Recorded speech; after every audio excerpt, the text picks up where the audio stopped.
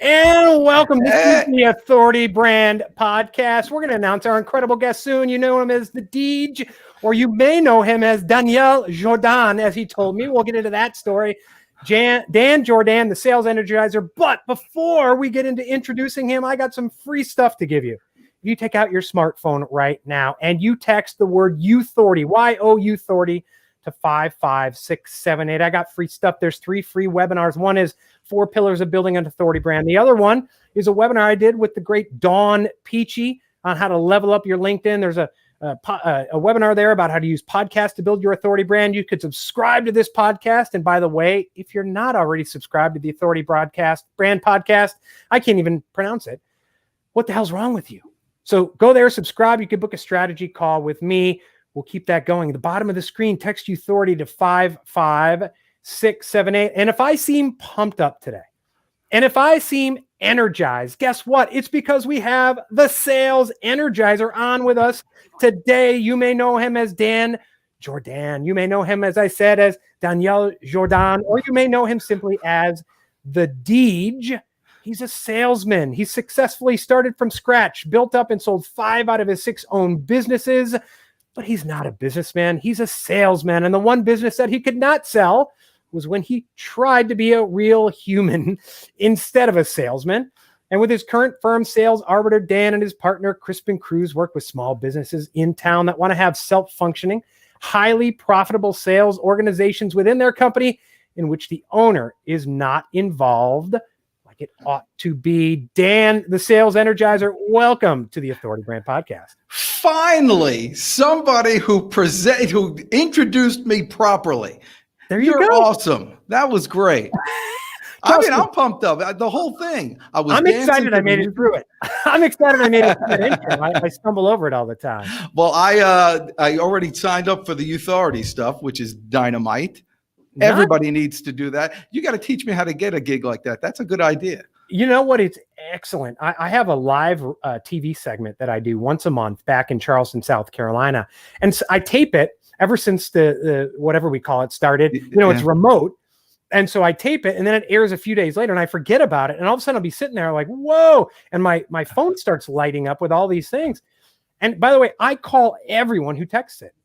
I call everyone and they're like, what? You called me? Yes. I learned it from Joe Peachy. He taught me, introduced me to a guy named Bob New with Texting Consults. I'll get that all to you. I'll put it in the show notes too. I am taking notes. That is like money. It's such a great, when you're a guest on podcasts and people ask for a call to action, it's great. Now, if you give them a website, they kind of flit around the website. Right. They got that phone right now. It's 10 times better. Yeah. Yeah, that's great. Well, and I'm going to do that. And really, when it comes to sales, this is perfect. If you hear anybody out there, if you hear a good idea, use it. Like immediately use it. The day I bought your book was the day I found out about it. I mean, that's what it is. When you get a good idea, act on it right away. That's money. That's what we train everybody in the first things going forward. Wonderful. And we talked, a bit before. We talked about a lot of things leading up to this, and we've had conversations before. People in sales, true sales leaders, not the people who are full of it, but true sales leaders. And you're the latest one. I've had the opportunity, the pleasure, the honor of interviewing a number of you all. Are all givers and not afraid to give. And you're not afraid of. You don't look at competition as, listen, I'm in the 100-meter dash, and so I got to trip the guy next to me or the woman next to me. Listen, if we all move forward together, we all make each other better. And next week, I'm having Bob Berg on. He's the go-giver. And what he says holds true for the people who are really good in sales. Yeah. Yeah, he's terrific. He's a great guy. And he's absolutely right. Now, he follows the whole Zig Ziglar model of you can get anything in the world that you want if you help enough other people get what they want, which is exactly right. But, you talked about competition. The biggest competition you ever have is yourself. Yeah. The biggest competition is it's not like people don't know. It's not like YouTube isn't around and you can't find information about everything. It's not like people can't go ahead and text your thing and get all the information they need. The competition is always with the pillow. or with that feeling of being uncomfortable and not being able to push past it. Even me, and listen, I'm a world-class cold caller. I love it. I mean, there's nothing I like better than, meeting a complete stranger and having them kick me out of their office. I mean, the joy that I feel from meeting someone cold and just trying to work that relationship. Today, 40 dials today. That's awesome. I mean, I just like doing it. Even I have trouble with the first call. It's always a struggle. I listen to myself when I'm walking in cold calling, and it's something I like to do. Whenever you see a client, whenever you go to a client, meet them, do your business, but you're not allowed to leave until what we used to call clover leafing, which is the two business to the left and right and the two business across the street, make sure you stop in before you go out. You just stop in. Hey, I have a particular line that I use. But each time you're walking up to the door, you're thinking to yourself, should I go in? Should I not go in? Oh, they're probably out to lunch. They're probably, you can make up entire stories. And anytime that happens to me, I have a little voice in the back of my head that it's the voice of General George Patton. And he said at one time, and who knows if he said it, but I hope he did. He said, when in doubt, attack. Right. Yeah. And so when it was also Iron Man in the first Avengers said, I have a plan. It's attack. That's it. You see, Iron Man and Patton, same thing.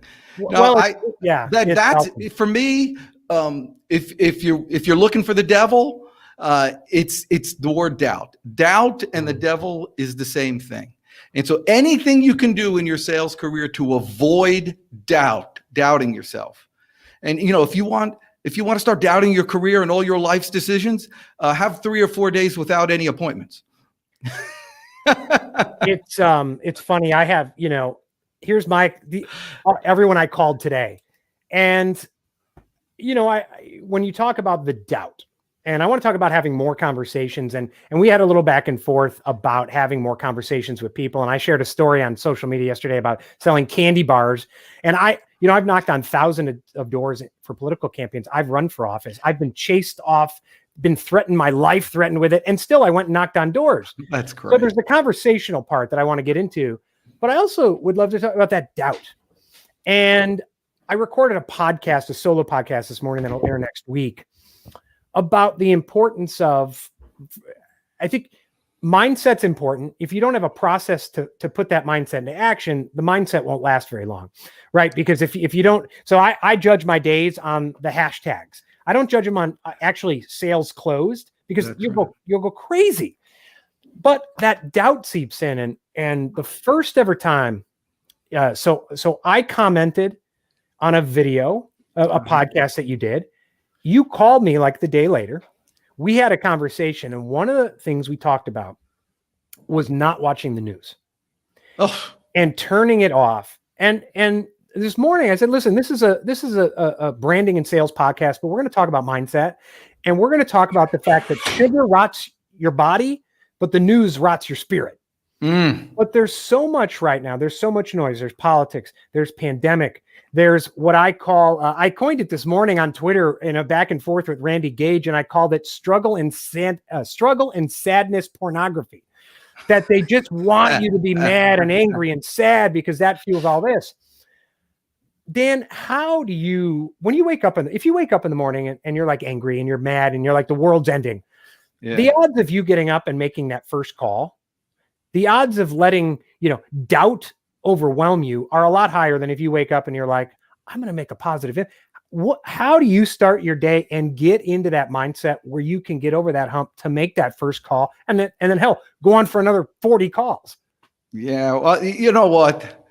At the risk of going a little too deep here, that is the essence of my soul. That's the whole thing. And that's what I try to share with people. You can control it. And I remember the specific moment where this hit me. I was young. I was 10, 11, 12. I was mowing my lawn, and grumpy as all get out because my mom had these like crab apple trees. There weren't even apple trees, which are nice tall. There were crab apple trees. They were a little miniature type of thing, and they were very low. And so like you would either mow it, you have to go in and out underneath it because there are all these branches. But, to make it quicker, you would just spin around it like this, and you had a duck. So the question was whether or not you could withstand the pain of going around. And it was just terrible. And Darren Zimmerman is riding his bike past me, and I'm just, angry is all I could be. And he comes to me and he goes, what are you doing? I said, listen, I'm doing this. It's the trees. It's a nightmare. And he says, well, do you have to do it? And I said, yeah, I have to do it. He goes, then you might as well like it. And then he drove off on his bike, another 12-year-old, dropping this wisdom. And I'm like, why don't I just like it? And so I started liking it, and I started making a game out of it. And then I realized I could do that for anything. And the amount of power and control you feel over yourself is remarkable. And then that energy shares with other people. That little connection changed my life. And so I don't get up on the bad side of the bed. I have a routine for getting up, as most people do. My first thing is, I have a list of things that I do. The first thing is to say thank you. And that sets the whole tone of the day. You wake up and you don't say my stomach hurts or I got to go to the bathroom, which you probably do. But instead you say thank you. And then you start looking for things to be grateful for. It's like the most amazing thing. And then you get up and you go, and you don't turn on, first of all, never turn on the TV. That's just the worst thing ever. But you have to replace it with something. And so I have a little mantra that I say 30 or 40 times a day. But one of the things, I lead, not follow. I believe, not doubt. I create, not destroy. But the next one is I make the news. I don't watch the news. And so I'm like telling that to myself. I make the news. I don't watch the news. And so, it's my little thing to psych myself up, and there's a whole bunch of other lists, but, find your own thing. But it's important. The salespeople that we recruit and, for the companies that we put in and develop the process for, the reason why they're always the number one salespeople in the office, and the companies that use this, the reason why they always have their best year ever, is not because we're teaching them anything new as much as we're changing their behaviors, their daily behaviors. And if you could change somebody's and yourselves, and your daily behavior, you will change the results every time. I want to give a quick shout out. By the way, if you're joining us, don't be a lurker. Come in, share your city, your state, your name, your town, your country, your continent, wherever in the world you're joining us from, like Patrick Tinney, who joins us from Buckhorn, Canada, in the house. And he also talks about, he likes shoveling snow. Let it snow. By the way, I grew up in Chicago. I had enough of snow after 38 years. I left, and it's funny. Now we're in the mountains. We're traveling around the country. I'm kind of craving some snow as long as I'm in a place that allows me to be free. But that's a whole nother segment that we could talk about. Chris Stone, good afternoon. By the way, Chris is joining us. He's everywhere. He's, I think, in the dentist chair, but he's also watching us on YouTube, and he's on LinkedIn. I make the news. Now, Chris, making the news is good as long as you make good news and you don't make the news doing the perp walk. Joseph Miller calls struggle porn. He's from Houston, Texas. Oh, and Chris Pra is joining us, watching from the road in East Texas. Thank you, everyone, for joining us. That's awesome. It's, when you talk about changing those behaviors and applying a process to the day and not judging, there's a lot of those celebrity kind of sales people that would tell you, I think some of them are marketers instead of salespeople, but it's all about waking up in the morning, having your 16 cups of coffee, getting your adrenaline going, and then just pounding through walls. And you hear the language people use. I'm going to push people through the funnel. Yeah. I'm going to close them. And it's what I like to say is the difference between a coercive mindset and a cooperative mindset. Oh, my favorite is calling the person who answers the phone the gatekeeper. I mean, just look at that mental picture you have of that, someone in a suit of armor with, a hammer and a sickle, and they're just coming after you and you have to pound through them. Just, you know what I call that person? I changed the whole thing. I call that person my sales assistant. I love it. And so when I call that what you call the gatekeeper and you're thinking how to get around them, I'm figuring, hey, how can you assist me in getting the right person? So you know what I say when they get on the phone? I say, hey, I wonder if you could help me. I'm looking to find blah, blah, blah. Who would be the person I would need to speak with? And they're like, I mean, just think of the whole change in mentality. If you walk into a department store right now, when you are allowed to go into department stores, and I'd love to talk about that stuff with you if you're into it. I mean, I just got on the phone. I'm Mr. Tangent, so bring me back to there. But when you walk into a department store and a salesperson walks up to you, what do they say to you?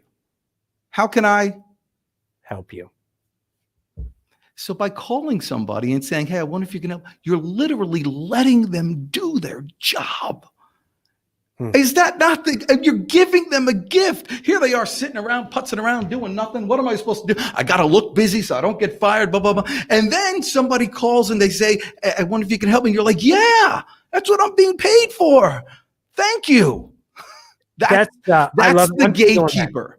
The sales assistant. I love that. I'm gonna steal that. By the way, hello, Jessica from Charleston, South Carolina. Thank you for joining us. If you have a question, by the way, please throw it in the comments. Tough questions and complaints are reserved for Dan, of course. So we'll throw it his way. Why do you think there is such a coercive kind of battle mindset? Right? It's almost like the people you're calling are your opponents and you're fighting them to beat them down until they are so defeated and weak that then they will reach into their pocket unwillingly and give you money instead of that. Hey, let's work together on this. Yeah, I think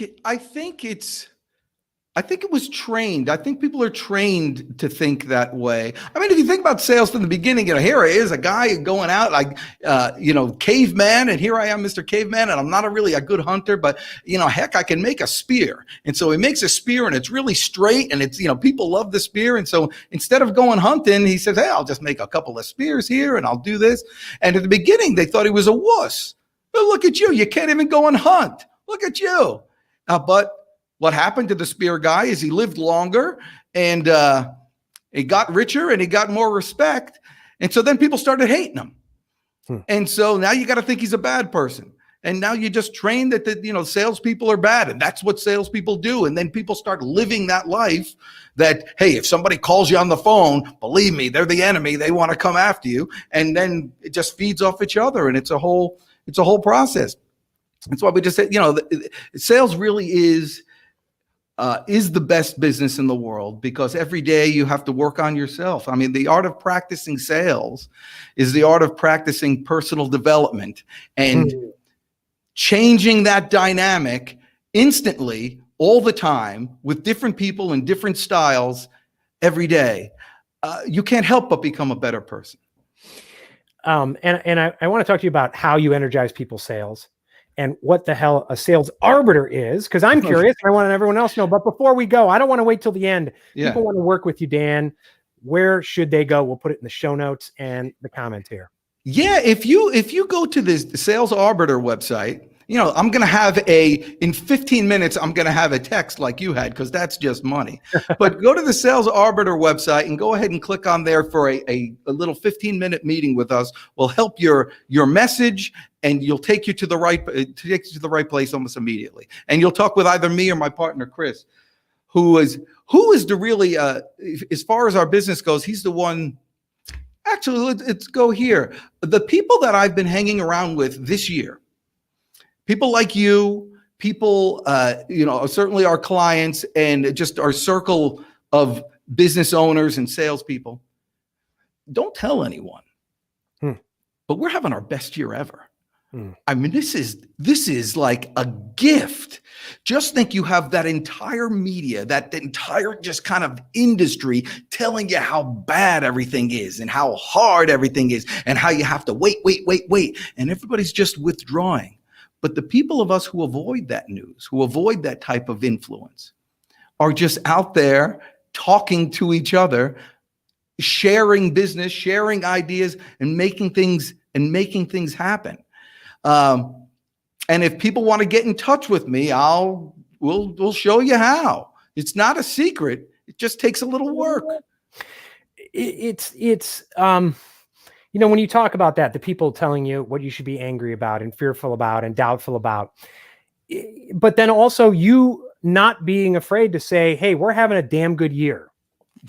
It's so interesting. You can tell right off the bat people who have a scarcity mindset by people who will watch you say we're having a good year and they look at you and say, how dare you? Don't you know people are suffering? I mean, I've had these type of comments on social media. So-and-so's relative just had COVID and died, and this and that. And those are the same people who use gratitude. You talked about waking up and saying thank you. Other people use gratitude. They bastardize the term to use it as an excuse for guilt and stagnation. And they only look gratitude as, well, I have it better than someone else. Therefore, I'm going to feel guilty about it. And I'm going to be afraid to talk about anything nice. And so you have this scarcity mindset, the scarcity virus. That's the real virus that goes through and affects everyone. I am buying everything you have to sell. I mean, that is just so, why do you get to say it's so much better than I do? That's terrific. That's exactly right. You know, people tell me, what it is it's peer pressure. People are worried about, what their neighbor thinks. And it's just like people in a larger sales organization where they buy a nice car and they buy fancy stuff really to impress their coworkers, impress their friends. Look how empathetic I am. Do well. Listen, don't try to impress try to impress your customers or try to impress God. And why don't you just live up to your potential? That'll make God happy. That'll make your family happy. That'll make society happy. Why don't you live up to your potential? And you do that by worrying about, number one, more than you worry about what other people think about number one. Yeah. And self-care, I do workshops and I put up on the screen, self-care is self-blank. And you know how many people just reflexively selfish? Oh my gosh. No, self-care is selfless. You see, that was taught. Was taught. That's child abuse. Yeah. Yeah. No, I agree. We got the hell out of our church school because they taught there was a line without context, right? And context is important for these things. But teaching a 12-year-old kid that the word individualism means greed equals greed. I've said, forget that, because it's interesting now. And I'm going to go off on a tangent here. And please, I'm into the freedom stuff. And I think freedom comes through wealth. So you go and take it. I think so take a word like capitalism. Okay. And there are people who have so bent the word capitalism that it means something to them. Crony capitalism, it means something. But there's a guy, Dan, I forget his name, but he works for Gravity Payments. And he's a guy who's gotten in the news because he decided that he was going to pay everyone $70,000 a year and reduce his thing. And his company's growing. This was years ago. But he's still on LinkedIn now. He's going on Fox News and all these things. Okay. I think it's a wonderful thing. He's great. His company's growing. He's taking care of his people. That's wonderful. Great. Applying that in government policy to force other people to do that is something completely different entirely. Amen. But the other day, he used something on LinkedIn where he said, I could have gone full capitalist and just not cared about, I don't know what he wrote after that, but I wrote on his thing, I said, methinks you think the word capitalist means something different than it does. And it's so interesting. The people I know who would consider themselves as, say, more socialist, talk about things that feel like they're helping a lot of people, yet the capitalists who talk very selfishly end up helping a lot more people. Now, that's not across the board. I have relatives I love who help a lot of people. They go out. One of my best friends is a priest. He does some wonderful things. But the notion, you said, look for number one. And the point I'm trying to make is looking for number one doesn't mean that you're stepping on other people. As I mentioned when I started this, the sales leaders that I've had, including you, the honor and pleasure of having on this program are all people who look out for number one. They develop strong sense of that core and protecting your center, because guess what? You can't be a good husband. You can't be a good wife. You can't be a good father. You can't be a good business person if you're not at 100%. And the people who are at 100% are the ones who end up helping more people. The ones that earn the most are the ones that serve the most. And they're sharing the value and they're being compensated for it, but it's a lifestyle of giving. We can't, there's two ways you can persuade people to do something. One is through honest trade, and the other way is forcing them. What salespeople do, and I talk to everybody that everybody's a salesperson, and you are that way.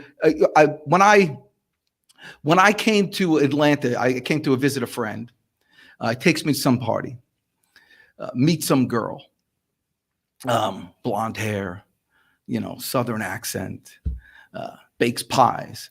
Oh man, this place is great, And so went back home from New Jersey, moved here 2 weeks later. Asked the girl to go out with me.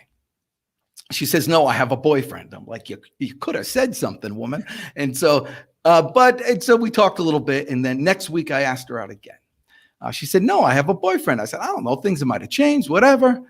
I'm going to this thing. Why don't you come?" But no, I have a boyfriend. Next week I call. Anyway, 26 times she says no. Took me 6 months. On the 27th time, she finally agreed to go out with me. I had great seats for the Met game, the Brave game, whatever.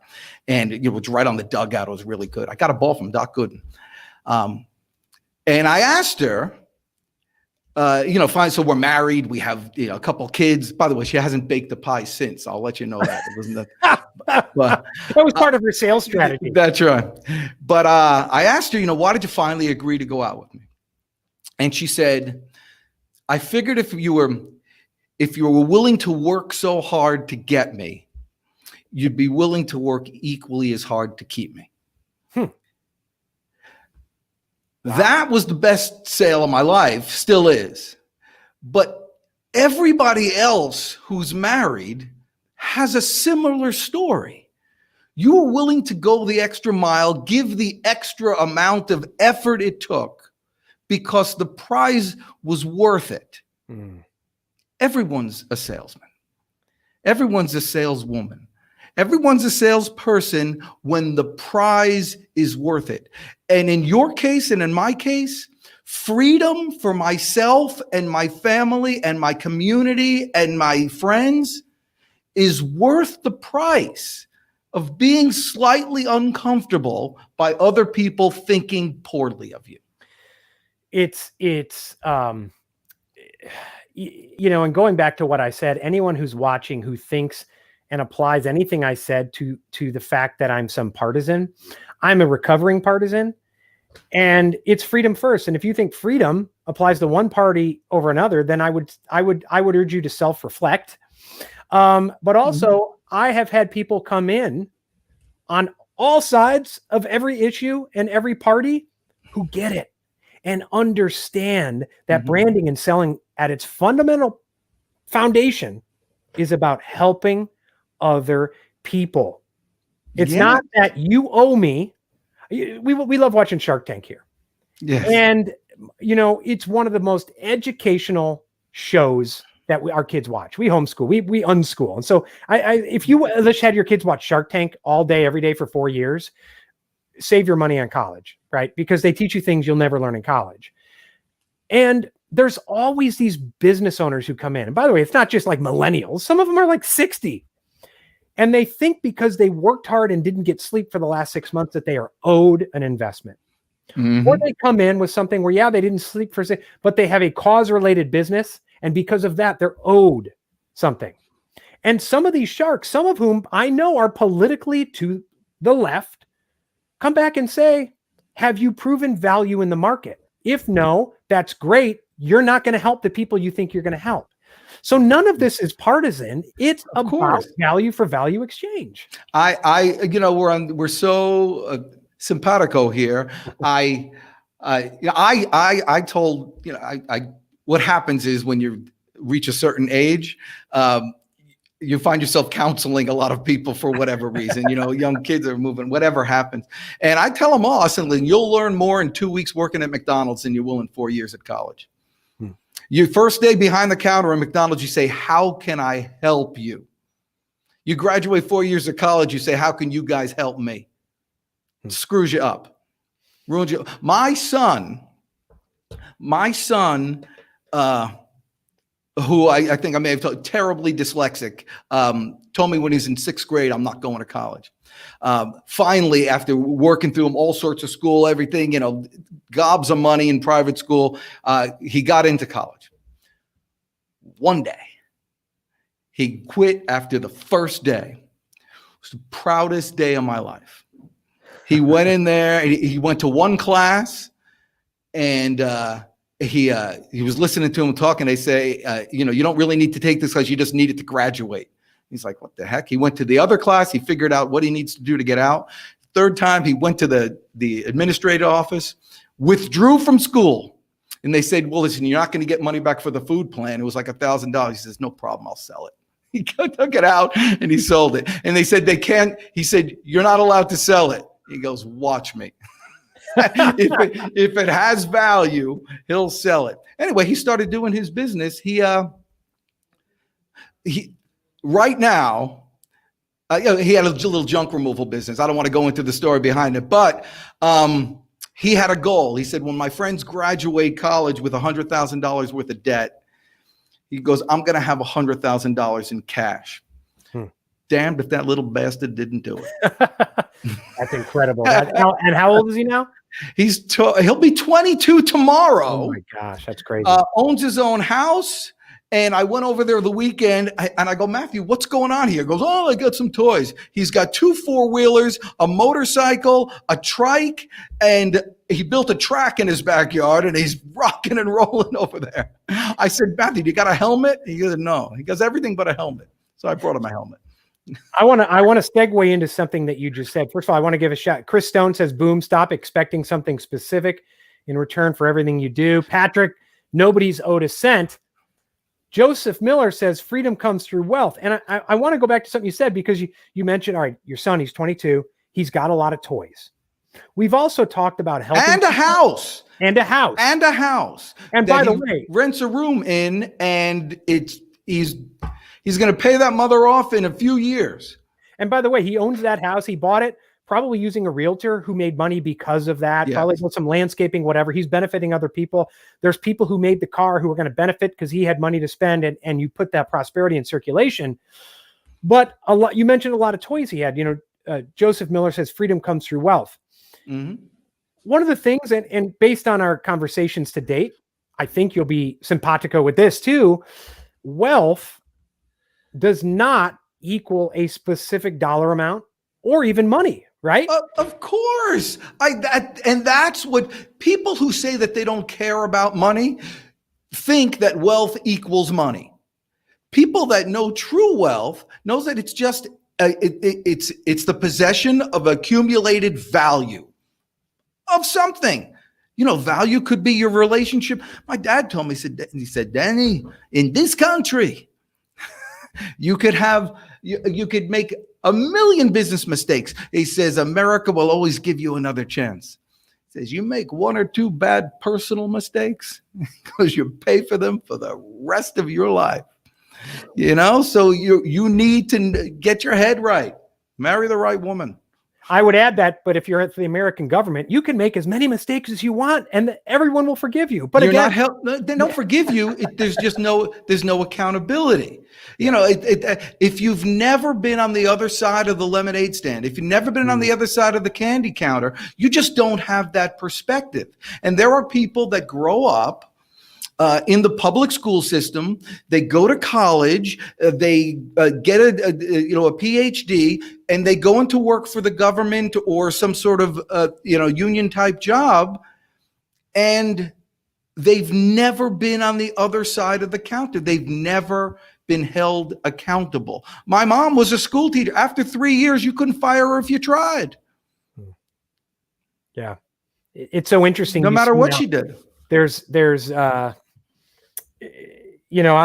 have a I don't read the news, but I do have a beef over the term, quote, essential worker. And oh my God. and I would hug you. I mean, that's like the biggest pet peeve. Who are you to tell me that I'm not essential? Well, I know, we know some teachers who thank the Lord that they have a job every day and they want to help the kids. But then you see a lot of teachers saying, I don't want to be an essential worker. You see it, people, then quit. If you want to be a true hero, give up your job to the people in the Dallas food lines who would die for your job. But with that, you mentioned the fact that your mom was a school teacher.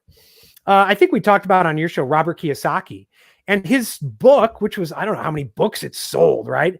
It's Rich Dad, Poor Dad. His dad was the poor dad who basically admitted to him, if you want to learn how to make money, go ask Jimmy's dad. Right. And his dad had worked, I can't remember what it was, but worked as a bureaucrat and said, I don't know how to make money. I really don't want to make money. And he admitted that was the case. Well, yeah. Again, the money thing and the wealth thing, because people believe me, you go into government, you're going to wind up, you're going to leave there 6 years later with with several more houses. I don't know how they do it on that big thing, but you can accumulate stuff in government without, you're selling something. Obviously, they're selling influence or whatever they're selling there. Your soul. Yeah. That's but that's not freedom.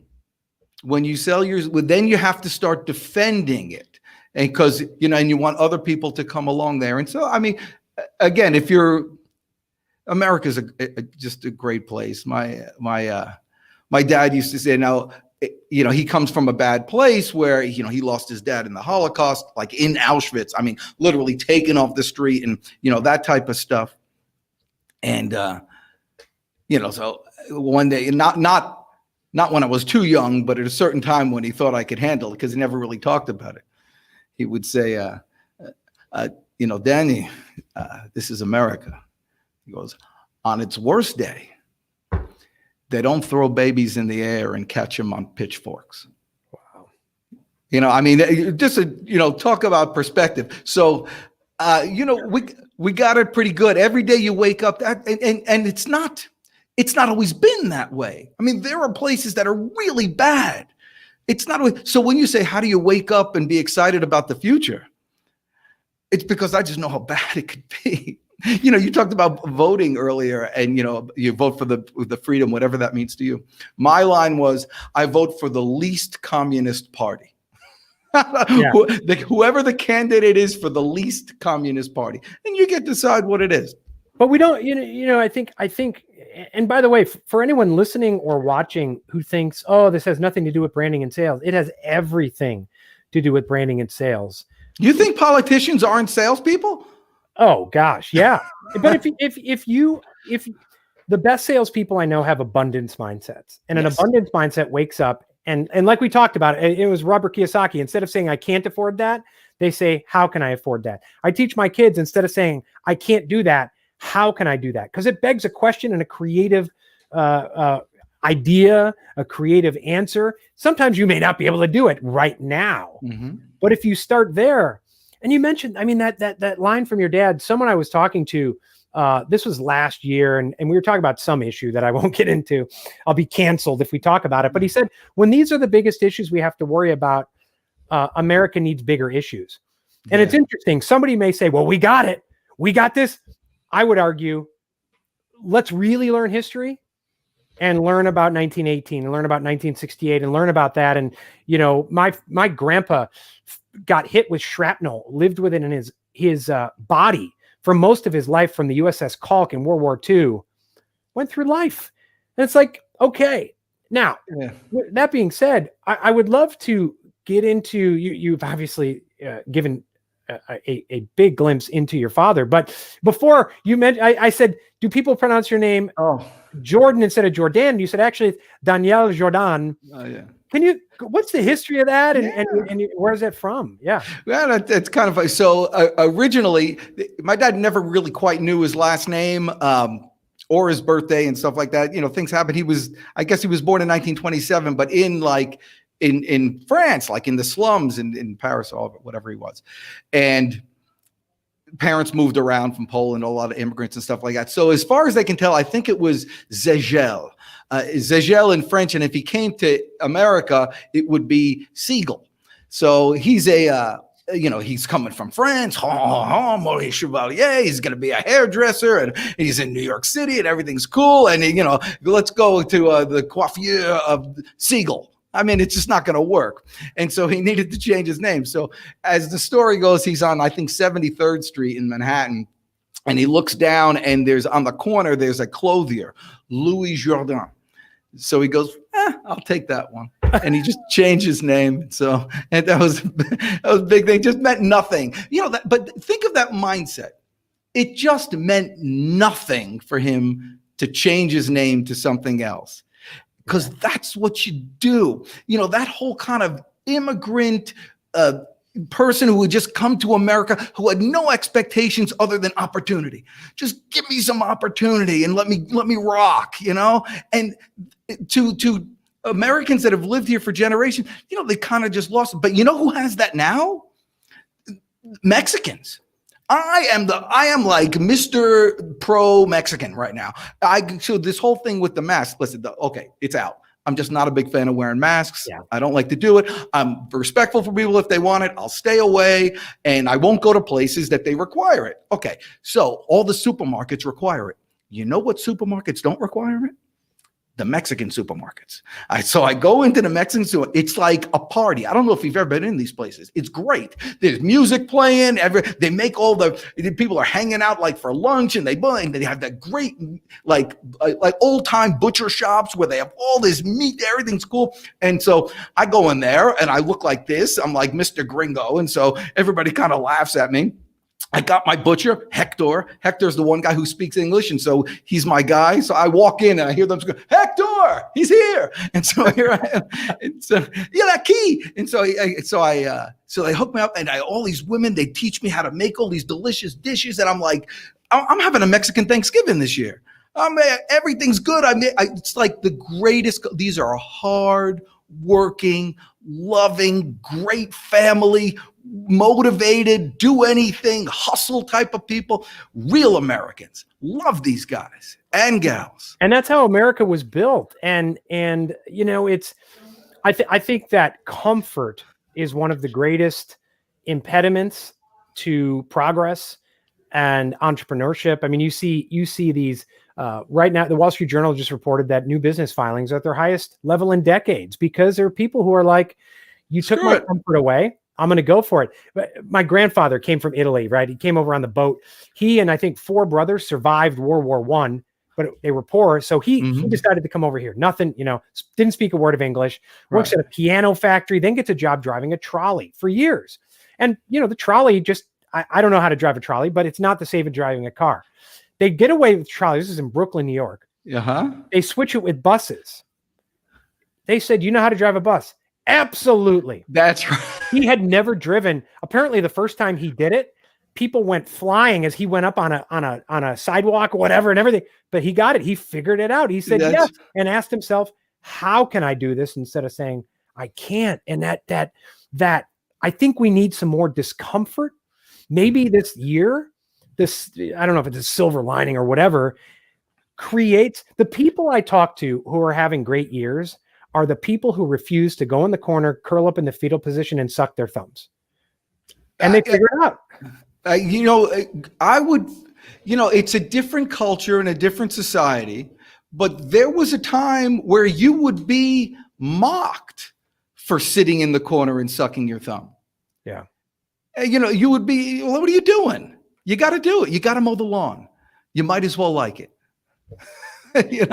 Remember the scene in if my dad was alive today, he would do the same thing to me. But in my favorite movie is The Godfather. We grew up New York Italian, you know. That's right. And there's the scene where Johnny, the Frank Sinatra character, comes in at the opening wedding, and I'm losing my voice, and he starts crying, and he slaps him and says, "What are you doing? Be a man," Right. That's right. Now I get yelled at if I tell my son to be a man. It's like whatever. And it's like, listen. There's something called hormetic stress. So if you go, like I take cold showers, right? And next thing, the first cold shower, it's like a toe, and then it's a leg. But the more you do it, now I just jump in, and I actually come out sweating from the cold shower. If you do if you do anything that causes some discomfort. So I'm terrified of heights. Challenge me. I'm doing do the cold shower. Today. I'm terrified of heights.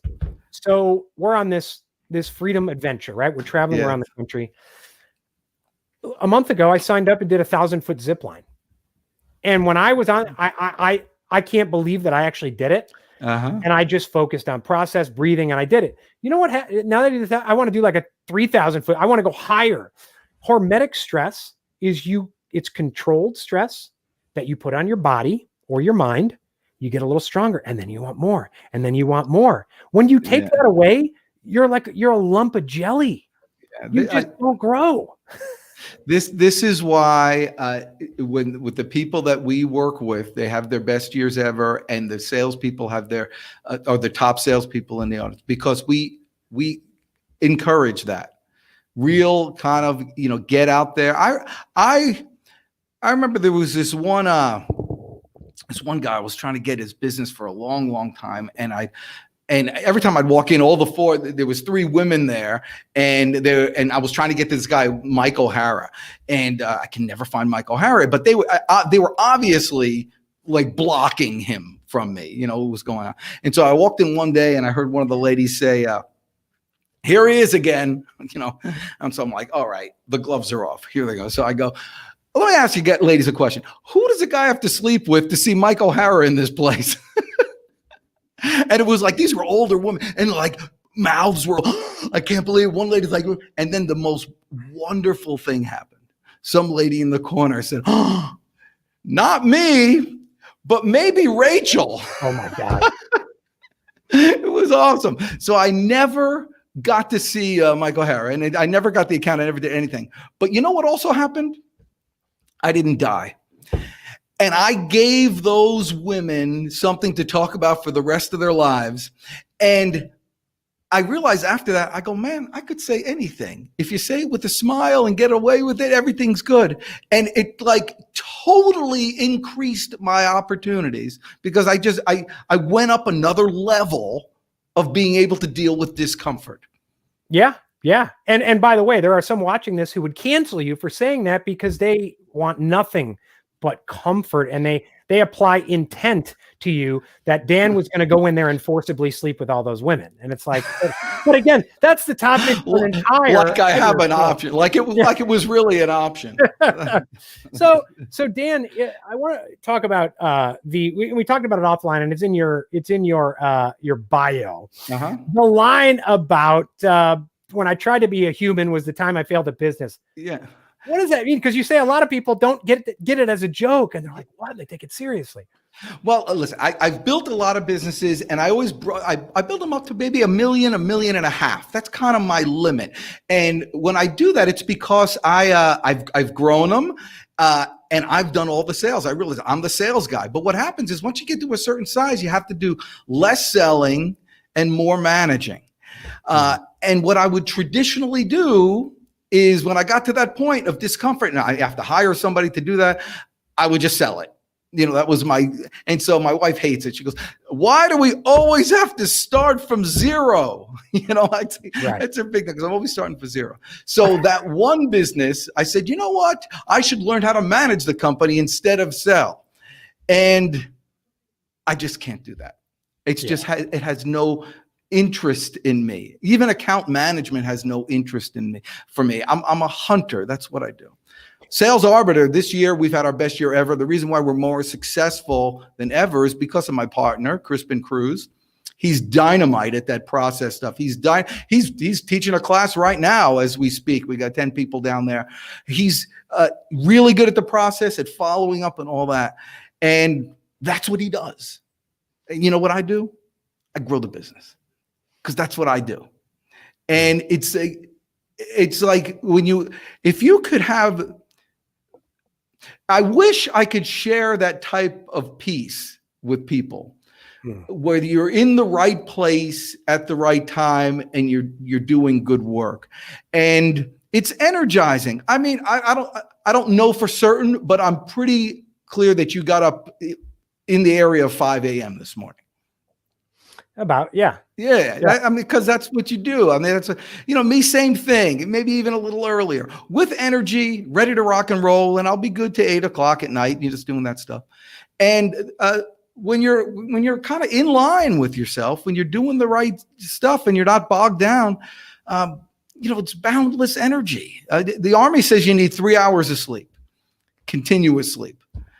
I need a little more than that, but yeah. Well, I just go to bed earlier because it's like, okay, I could watch TV, or I'm more excited to get up earlier and do something. That's right. We actually started sleeping with mouth tape because the nose breathing helps you sleep more, and the nitric oxide, by the way, has antiviral impact. So it's but it helps. There's a whole. I tried all that stuff. That's great. It all goes into the physical, goes into the mental, which goes into the ability to sell. Real quick, not real quick, but Sales Arbiter. Mm-hmm. What is the positive impact your clients get from working with you through Sales Arbiter? Is that a great question? What they have ultimately, we talk about outcomes and we teach people how to sell towards outcomes. So I'll share with you the outcomes. The outcomes is for businesses that use our consulting services and coaching services. They have their best year ever. And for individual salespeople that use our coaching services and sales training services, they are the top producer in whatever office they're in. Works every time. And there's a link, by the way, wherever you're watching, whether it's YouTube, Twitter, LinkedIn. I almost said Facebook, but I ditched Facebook months ago. Did you? Go to too much toxicity. Go to salesarbiter.com first. But the difference between a Facebook and say a Twitter or even LinkedIn is that when I'm on Facebook, I can hide people, but you got to connect with people. Twitter, you either follow them or you don't. Right. And then on Facebook, you get into this whole thing where, oh my gosh, did you unconnect with me or this? And it ends up being a relative. And there's a couple things. One is there's the toxicity from people right, and love. And I'd rather just pull away and not know that some of these people are saying these things. The second thing is I think Facebook, I just think it's a shitty company. Now, some people would call BS on me. You're on Instagram. Well, we'll see how long that lasts. But at least on Instagram, I follow hiking people. And that's another thing. I don't have to connect with people. Yeah. And right now, I don't see the problems on Instagram. But it may go away because I'm a free speech guy. I don't like censorship. I'm not talking politically, but like my wife shared something about vitamin D and it was flagged until some scientist mentioned he takes vitamin D and then suddenly it's legal. So it's like whatever. But well, we train our people, because part of the program is, when you talk about the complete salesperson has their own their Facebook, pages. For the complete salesperson has their own social media accounts, and we trained our social media. You use it, don't let it use you. Yeah. So it's your time. You post. You don't necessarily have to react to stuff like that. You want them. It's not who you know, it's who knows you. And it's a quick way for people to get to know you. And then they can decide whether they want to connect in other ways. And if they connect in other ways, I know what you're going to do. Bang them on the phone. Just call them. Yeah. And people are like, what? And at the very least, if I cannot in any way find their phone number, I'll send them a video message or a link, of audio message on LinkedIn. Sometimes those even get more, but a lot of people want to lead with the LinkedIn message and then just wait and say the person, listen, LinkedIn Messenger inbox sucks. They're chicken. They're chicken. People don't check their LinkedIn Messenger. They're driving. If you call them, they hear a voice. They hear. And by the way, at that point, Joseph Miller says cold calling is dead. Right now, I know. Yes. Joe is kidding about that. That it's not. Patrick says no is not no forever, and that he talks about perpetual hunger and adversity. Chris writes, stress happens before you can grow. It's physical, mental, and spiritual. Manage through it, and you will be better on all fronts than help someone else to do it. By the way, if you're listening to this on the podcast version, you're wondering where I'm getting all these quotes. It's from people who jumped in and joined us live. Follow me on LinkedIn. Follow Dan on LinkedIn. We're going to put in the show notes all Dan's social media accounts so you can follow him as well. And listen, if you're doing this, I have how many YouTube followers? I don't care about numbers, but I care about this one. I have 975. Just get me to 1,000. Will you? Is it that much trouble to click? Please, you can help Dan.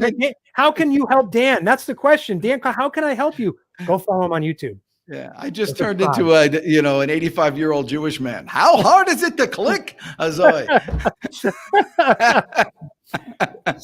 So Dan, I saw you. You first came into my orbit. I like to talk about bringing people into your orbit, which is what branding does. I think brings Yes. people into your orbit, and a lot of people stop there, and they think, oh, it's law. I believe in the law of attraction, but I also believe that the law of attraction brings people into your orbit. They will circle you. You're a planet. They will circle you for years without, for whatever reason, not taking that step forward. The sales makes the connection. Right. You've got a brand. You're the Energizer. I think I messaged you once and said, I don't even, sometimes I see your video. I don't even turn on the sound because I'm in the middle of doing something. And I said, I can tell it's exciting. You're holding the phone up, you're smiling, whatever. All that goes into your brand. Where do you see that intersection of the alignment of branding and sales? Oh my gosh. Well, there's a very significant alignment, but people also really need to know that they're not the same thing.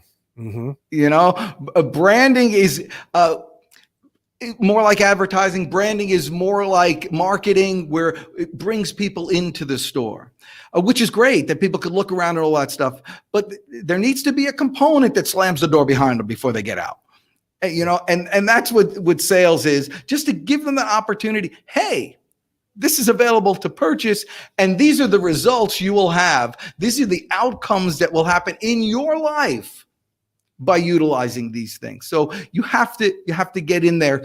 The worst thing is to constantly be selling, because that becomes your brand. What you do with your branding is you give value, give value, give value, give value, give value. And someone says, I really want to go to the next level. That's when they buy. But I think your value is tremendous. I appreciate that. Likewise. And also when you pick up the phone, it's not, listen, I like the word pitch, but I urge people, take it out of your head when you're calling someone, because so many people, oh my gosh, or when you're spamming people with LinkedIn messages, the amount of 4-paragraph things I get about someone's life story and everything. And in paragraph 8, they actually maybe discuss the impact I would get from working with them. And it just shows you how people are buying the shiny new objects, automations, whatever, email scraping, but not doing the hard work or the basic work beforehand. The thing is, if you do enough studying and research, and of course you have in marketing and branding, all those kind of triggers are human triggers. And so they're all the same. There's 3 parts of marketing. There's your media, your marketplace, and your message. And, so your message is what you help people to brand themselves. That talks about the outcomes. There's the marketplace, which is who you're targeting that to. So those things have always been the same. We still follow, free still works. New still works. If you're in the right context, the headlines, the purpose of a headline is to get them to read the next line. The thing that's changed is the media, the distribution system, where it used to just be letters and it used to just be, TV ads. Now it's a million different ways. But people seem to think that shiny new object, that way to automate your LinkedIn message, makes it that you don't have to pay attention to your message. Right. Well, that's why it was for long. There was that term, the message is the medium, and people took that a little too far. Yeah. It's like, no, it's not. That's right. Not, because the medium in 25 years is going to be the same than it was now, or in 5 years, Elon Musk is going to have all this embedded in our brains. But you know what? The same principles are still going to hold. Yeah, there's 3 words that I always tell everybody repel customers from you, so don't use them. And there's 3 words that attract. The 3 words that repel are I, we, and us. And that's the first thing people talk about. Tell me, what do you do? Well, what I do is this, what we do is that, but nobody cares about that. So the 3 words that attract are you, yours, and y'all. Baby, I'm in the South now. So if you could use that, if you're like most people, Kurt, what you want are more customers, more consistently, and more profitable. Am I pretty close to the truth? Yeah. I just told you what I do without saying the word I once. And I got you saying yes 4 times in your head. Yeah. That's what you put on your 3 LinkedIn more, message. 3 more. Yeah. Got 3 more yeses. Yeah. Well, Dan, I want to thank you for coming on. I want to thank everyone who joined us, whether you're a lurker or whether you're one of the many people who provided comments on YouTube, on Twitter, on LinkedIn. We had a number of people coming in. Thank you. If you're not subscribed to the Authority Brand Podcast, you know what? I got an easy way for you to do that and get free stuff. Bottom of the screen, text Authority to 55678. Pretty soon, Dan is going to have his own texting service that we'll share with you. In the meantime, go to Sales Arbiter. We'll put all Dan's social media in here as well. Dan, I'm going to give you the final word. Oh, well, there you go. Very set me up there. That's good. Well, yeah, I tell you, this morning I made a video, and I made a video that I put on LinkedIn, and 2 seconds before I made the video, I had no idea what I was going to say. But I knew, because of all the research and all the reading that I do and all the, the person I've become, I knew I would come up with something of value if I just started talking. See, it's not the research that makes the success from you. It's taking the action and putting it out there. And you will shine if you just let yourself go. Awesome words from Dan Jourdan. Dan, thanks so much for joining. Thank you, everyone. This is the Authority Brand Podcast. I am your very gracious host, very handsome host, I might add, Kurt Mercadante. Thank you all.